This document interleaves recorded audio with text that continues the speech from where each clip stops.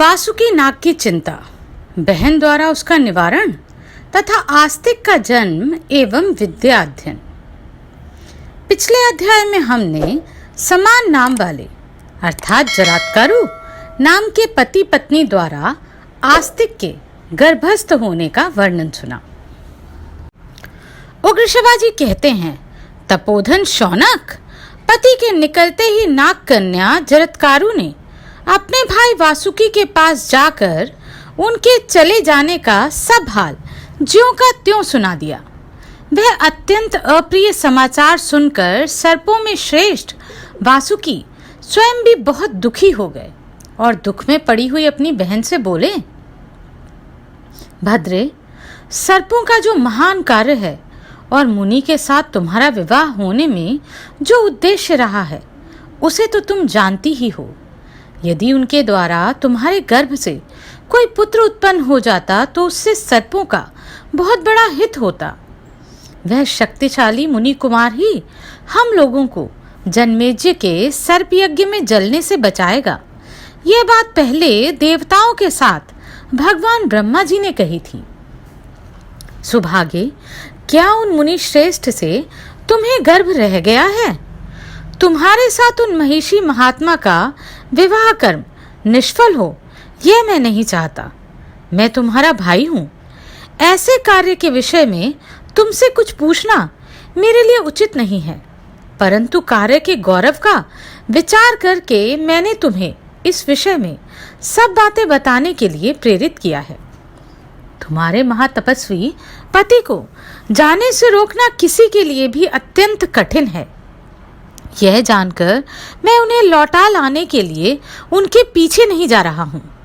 लौटाने का आग्रह करूं तो कदाचित वह मुझे शाप भी दे सकते हैं। अतः भद्रे, तुम अपने पति की सारी चेष्टा बताओ और मेरे हृदय में दीर्घकाल से जो भयंकर कांटा चुभा हुआ है उसे निकाल दो। भाई के इस प्रकार पूछने पर तब जरत्कारु ने अपने संतप्त भ्राता नागराज वासुकी को धीरज बंधाते हुए इस प्रकार कहा, भाई, मैंने संतान के लिए उन महातपस्वी महात्मा से पूछा था। मेरे गर्भ के विषय में अस्ति अर्थात तुम्हारे गर्भ में पुत्र है, इतना ही कहकर वे चले गए। राजन, उन्होंने पहले कभी विनोद में भी झूठी बात कही हो यह मुझे स्मरण नहीं। फिर इस संकट के समय तो वे झूठ बोलेंगे ही क्यों? भैया, मेरे पति तपस्या के धनी हैं। उन्होंने जाते समय मुझसे यह कहा, नाग कन्ये, तुम अपनी कार्य सिद्धि के संबंध में कोई चिंता न करना। तुम्हारे गर्भ से अग्नि और सूर्य के समान तेजस्वी पुत्र उत्पन्न होगा। इतना कहकर वे तपोधन चले गए। अतः भैया, तुम्हारे मन में जो महान दुख है वह दूर हो जाना चाहिए। उग्र शिवाजी कहते हैं, शौनक, यह सुनकर नागराज वासुकी बड़ी प्रसन्नता से बोले, एवं अस्तु। इस प्रकार उन्होंने बहन की बात को विश्वास पूर्वक ग्रहण किया। सर्पों में श्रेष्ठ वासुकी अपनी सहोदरा बहन को सांत्वना, सम्मान तथा धन देकर एवं सुंदर रूप से उसका स्वागत सत्कार करके उसकी समाराधना करने लगे। द्विजश्रेष्ठ, जैसे शुक्ल पक्ष में आकाश में उदित होने वाला चंद्रमा प्रतिदिन बढ़ता है, उसी प्रकार जरत्कारु का वह महातेजस्वी और परम कांतिमान गर्भ बढ़ने लगा। ब्राह्मण, तदनंतर समय आने पर वासुकी की बहन ने एक दिव्य कुमार को जन्म दिया, जो देवताओं के बालक सा तेजस्वी जान पड़ता था। वह माता और पिता दोनों पक्षों के भय को नष्ट करने वाला था। वह वहीं नागराज के भवन में बढ़ने लगा।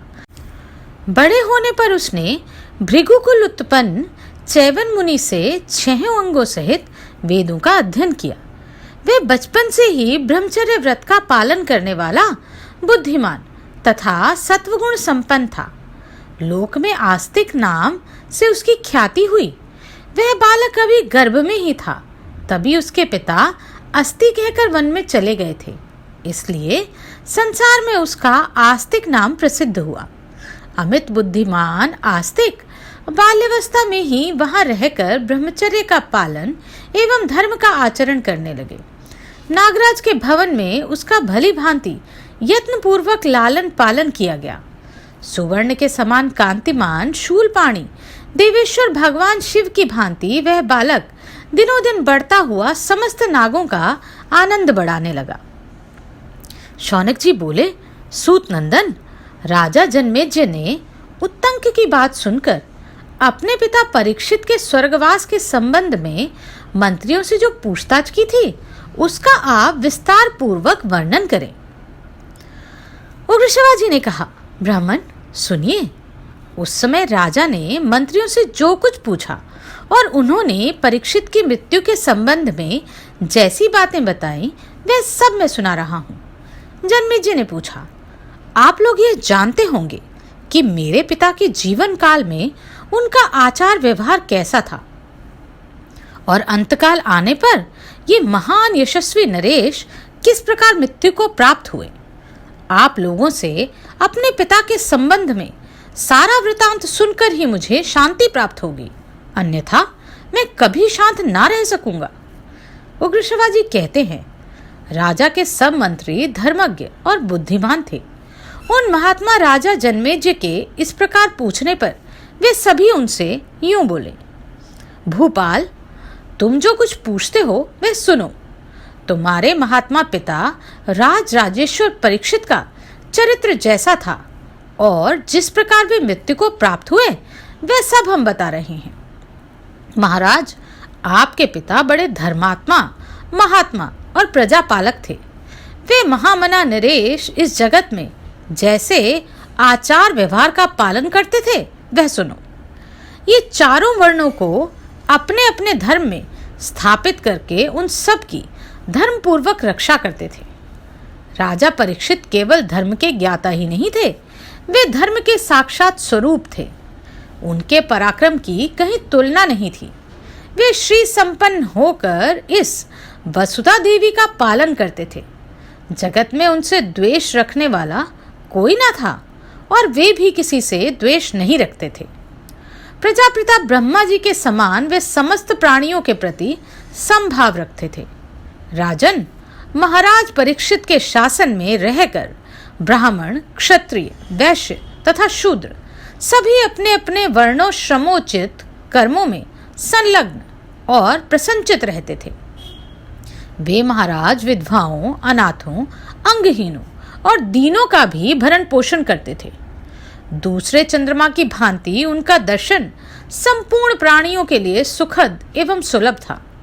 उनके राज्य में सब लोग हृष्ट-पुष्ट थे। वे लक्ष्मीवान, सत्यवादी तथा अटल पराक्रमी थे। राजा परीक्षित धनुर्वेद में कृपाचार्य के शिष्य थे। जनमेजय तुम्हारे पिता भगवान श्री कृष्ण के भी प्रिय थे। वे महायशस्वी महाराज संपूर्ण जगत के प्रेम पात्र थे। जब कुरुकुल परिक्षीण हो चला था उस समय उत्तरा के गर्भ से उनका जन्म हुआ, इसलिए वे महाबली अभिमन्यु कुमार परीक्षित नाम से विख्यात हुए। राजधर्म और अर्थनीति में वे अत्यंत निपुण थे। समस्त सद्गुणों ने स्वयं उनका वर्ण किया था। वे सदा उनसे संयुक्त रहते थे। उन्होंने अपनी इंद्रियों को जीत कर मन को अपने वश में कर रखा था। वे मेधावी तथा धर्म का सेवन करने वाले थे। उन्होंने काम, क्रोध, लोभ, मोह, मद, मात्सर्य इन 6 शत्रुओं पर विजय प्राप्त कर ली थी। उनकी बुद्धि विशाल थी। वे नीति के विद्वानों में सर्वश्रेष्ठ थे। तुम्हारे पिता ने 60 वर्ष की आयु तक इन समस्त प्रजाजनों का पालन किया था।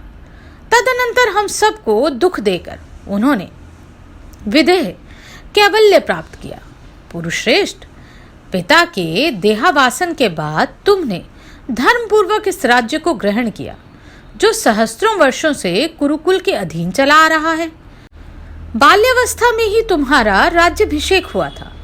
तब से तुम ही इस राज्य के समस्त प्राणियों का पालन करते हो। जनमेजय ने पूछा, मंत्रियों, हमारे स्कूल में कभी कोई ऐसा राजा नहीं हुआ जो प्रजा का प्रिय करने वाला तथा सब लोगों को प्रेम पात्र ना रहा हो। विशेषतः महापुरुषों के आचार में प्रवृत्त रहने वाले हमारे प्रपितामह पांडवों के सदाचार को देखकर प्राय सभी धर्मपरायण ही होंगे। अब मैं यह जानना चाहता हूं कि मेरे वैसे धर्मात्मा पिता की मृत्यु किस प्रकार हुई। आप लोग मुझसे उसका यथावत वर्णन करें। मैं इस विषय में सब बातें ठीक ठाक सुनना चाहता हूँ।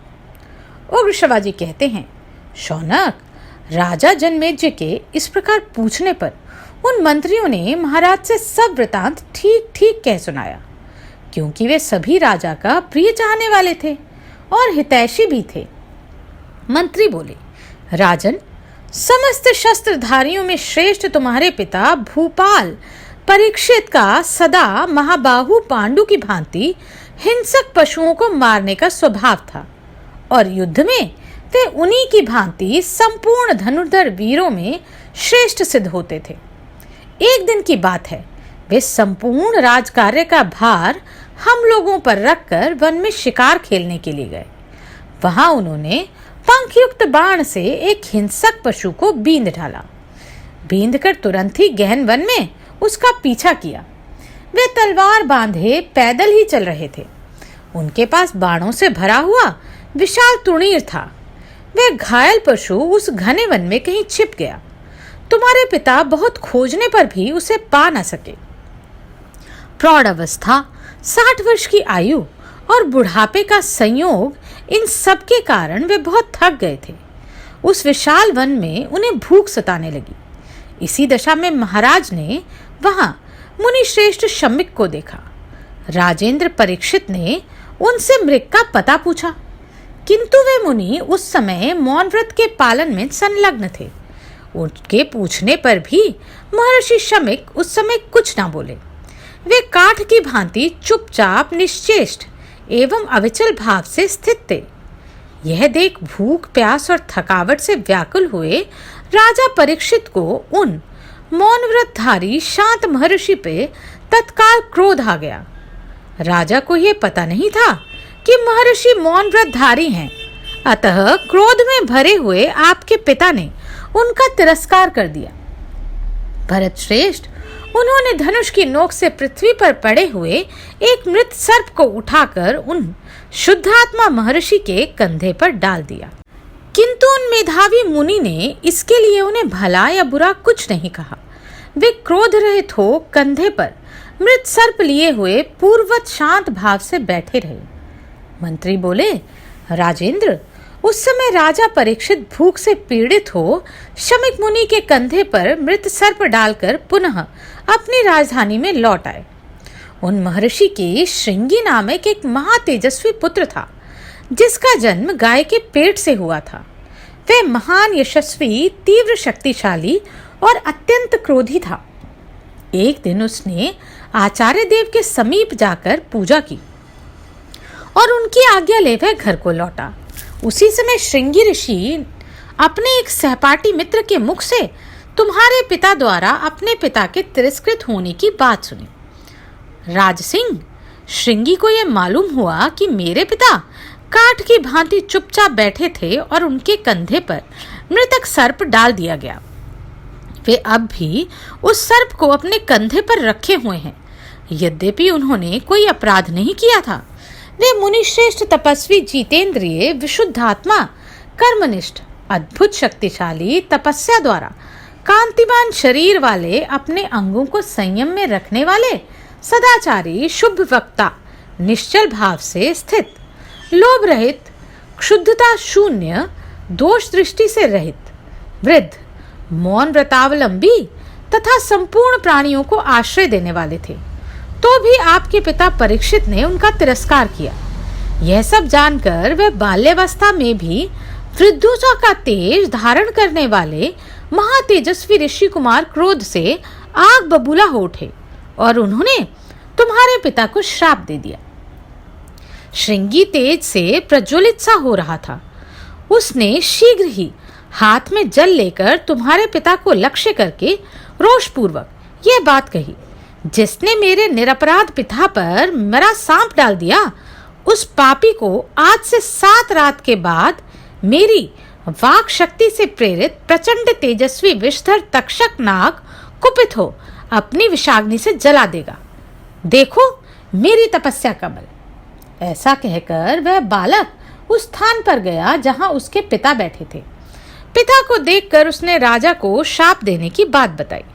तब मुनिश्रेष्ठ शमिक ने तुम्हारे पिता के पास अपने शिष्य गौरमुख को भेजा, जो सुशील और गुणवान था।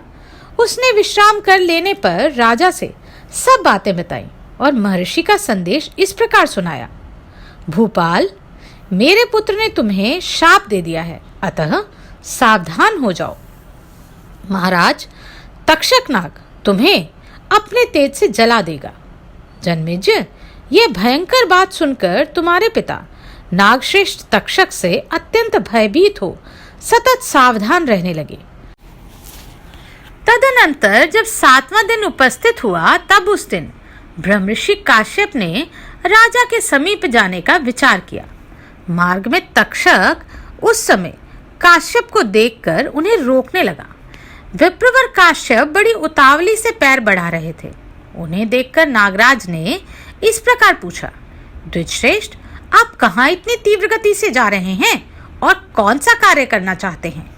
काश्यप ने कहा, ब्राह्मण, मैं वहां जाता हूं जहां कुरुकुल के श्रेष्ठ राजा परीक्षित रहते हैं। सुना है कि आज ही तक्षक नाग उन्हें डसेगा, अतः मैं तत्काल ही उन्हें निरोग करने के लिए जल्दी जल्दी वहां जा रहा हूं। मेरे द्वारा सुरक्षित नरेश को वह सर्प नष्ट नहीं कर सकेगा। तक्षक ने कहा, ब्राह्मण, मैं ही वह तक्षक हूं। मेरी अद्भुत शक्ति देखिए। मेरे डस लेने पर उस राजा को आप जीवित नहीं कर सकते। ऐसा कहकर तक्षक ने एक वृक्ष को डस लिया। नाग के डसते ही वह वृक्ष जलकर भस्म हो गया। राजन, तदनंतर काश्यप ने अपनी मंत्र विद्या के बल से उस वृक्ष को पूर्ववत जीवित कर हरा भरा कर दिया। अब तक्षक काश्यप को प्रलोभन देने लगा। उसने कहा, तुम्हारी जो इच्छा हो मुझसे मांग लो। तक्षक के ऐसा कहने पर काश्यप ने उससे कहा, मैं तो वहां धन की इच्छा से जा रहा हूं। उनके ऐसा कहने पर तक्षक ने महात्मा काश्यप से मधुर वाणी में कहा, अनघ, तुम राजा से जितना धन पाना चाहते हो उससे भी अधिक मुझसे ही ले लो और लौट जाओ। तक्षक नाग की यह बात सुनकर मनुष्यों में श्रेष्ठ काश्यप उससे इच्छानुसार धन लेकर लौट गए। ब्राह्मण के चले जाने पर तक्षक ने छल से भूपालों में श्रेष्ठ तुम्हारे धर्मात्मा पिता राजा परीक्षित के पास पहुंचकर, यद्यपि वे महल में सावधानी के साथ रहते थे, तो भी उन्हें अपनी विषाग्नि से भस्म कर दिया। नरश्रेष्ठ, तदनंतर विजय की प्राप्ति के लिए तुम्हारा राजा के पद पर अभिषेक किया गया। नृपश्रेष्ठ, यद्यपि यह प्रसंग बड़ा ही निष्ठुर और दुखदायक है, तथापि तुम्हारे पूछने से हमने सब बातें तुमसे कही। यह सब कुछ हमने अपनी आंखों से देखा और कानों से भी ठीक ठीक सुना है। महाराज, इस प्रकार तक्षक ने तुम्हारे पिता राजा परीक्षित का तिरस्कार किया है। इन महर्षि उत्तंक को भी उसने बहुत तंग किया है। यह सब तुमने सुन लिया, अब तुम जैसा उचित समझो करो। उग्रशिवाजी कहते हैं, शौनक, उस समय शत्रुओं का दमन करने वाले राजा जन्मेजय अपने संपूर्ण मंत्रियों से इस प्रकार बोले, उस वृक्ष के डस जाने और फिर हरे होने की बात आप लोगों से किसने कही? उस समय तक्षक के काटने से जो वृक्ष राख का ढेर बन गया था, उसे काश्यप ने पुनः जलाकर हरा भरा कर दिया था। यह सब लोगों के लिए बड़े आश्चर्य की बात है। यदि काश्यप के आ जाने से उनके मंत्रों द्वारा तक्षक का विष नष्ट कर दिया जाता तो निश्चय ही मेरे पिताजी बच जाते, परंतु उस पापात्मा नीच सर्प ने अपने मन में यह सोचा होगा, यदि मेरे डसे हुए राजा को ब्राह्मण जला देंगे तो लोग कहेंगे कि तक्षक का विष भी नष्ट हो गया। इस प्रकार तक्षक लोक में उपहास का पात्र बन जाएगा। अवश्य ही ऐसा सोचकर उसने ब्राह्मण को धन के द्वारा संतुष्ट किया था। अच्छा, भविष्य में प्रयत्न पूर्वक कोई ना कोई उपाय करके तक्षक को इसके लिए दंड दूंगा। परंतु एक बात मैं सुनना चाहता हूं, नागराज तक्षक और काश्यप ब्राह्मण का वह संवाद तो निर्जन वन में हुआ था। यह सब वृतांत किसने देखा और सुना था? आप लोगों तक यह बात कैसे आई? यह सब सुनकर मैं सांपों के नाश का विचार करूंगा। मंत्री बोले, राजन सुनो, विप्रवर काश्यप और नागराज तक्षक का मार्ग में एक दूसरे के साथ जो समागम हुआ था, उसका समाचार जिसने और जिस प्रकार हमारे सामने बताया था, उसका वर्णन करते हैं। भूपाल, उस वृक्ष पर पहले से ही कोई मनुष्य लकड़ी लेने के लिए सूखी डाली खोजता हुआ चढ़ गया था। तक्षक नाग और ब्राह्मण दोनों ही नहीं जानते थे कि उस वृक्ष पे कोई दूसरा मनुष्य भी है। राजन, तक्षक के काटने पर उस वृक्ष के साथ ही वह मनुष्य भी जलकर भस्म हो गया था। परंतु राजेंद्र, ब्राह्मण के प्रभाव से वह भी उस वृक्ष के साथ ही जी उठा। नरश्रेष्ठ, उसी मनुष्य ने आकर हम लोगों से तक्षक और ब्राह्मण की जो घटना थी वह सुनाई। राजन, इस प्रकार हमने जो कुछ सुना और देखा वह सब तुम्हें कह सुनाया। भूपाल शिरोमणे, यह सुनकर अब तुम्हें जैसा उचित जान पड़े वह करो। उग्र शिवाजी कहते हैं, मंत्रियों की बात सुनकर राजा जन्मेजय दुख से आतुर हो संतप्त हो उठे और कुपित होकर हाथ से हाथ मलने लगे। वे बारंबार लंबी और गर्म सांसें छोड़ते थे। कमल के समान नेत्रों वाले राजा जन्मेजय उस समय नेत्रों से आंसू बहाते हुए फूट फूट कर रोने लगे। राजा ने 2 घड़ी तक ध्यान करके मन ही मन कुछ निश्चय किया। फिर दुख, शोक और अमर्ष में डूबे हुए नरेश ना थमने वाले आंसुओं की अविच्छिन्न धारा बहाते हुए विधि पूर्वक जल का स्पर्श करके संपूर्ण मंत्रियों से इस प्रकार बोले, मंत्रियों, मेरे पिता के स्वर्गलोक गमन के विषय में आप लोगों का यह वचन सुनकर मैंने अपनी बुद्धि द्वारा जो कर्तव्य निश्चित किया है उसे आप सुन लें। मेरा विचार है उस दुरात्मा तक्षक से तुरंत बदला लेना चाहिए, जिसने श्रृंगी ऋषि को निमित्त मात्र बनाकर स्वयं ही मेरे पिता महाराज को अपनी विषाग्नि से दग्ध करके मार दिया। उसकी सबसे बड़ी दुष्टता यह है कि उसने काश्यप को लौटा दिया। यदि वे ब्राह्मण देवता आ जाते तो मेरे पिता निश्चय ही जीवित हो सकते थे।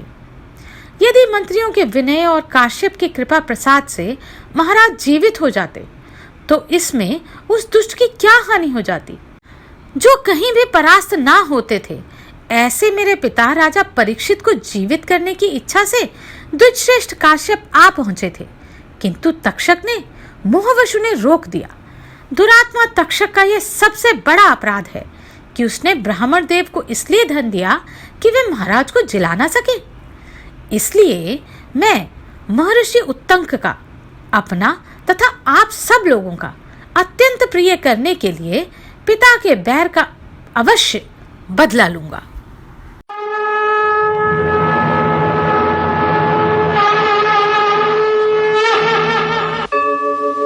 यदा यदा हि धर्मस्य ग्लानिर्भवति भारत अभ्युत्थानम् अधर्मस्य तदात्मानं सृजाम्यहम् परित्राणाय साधूनां विनाशाय च दुष्कृताम्।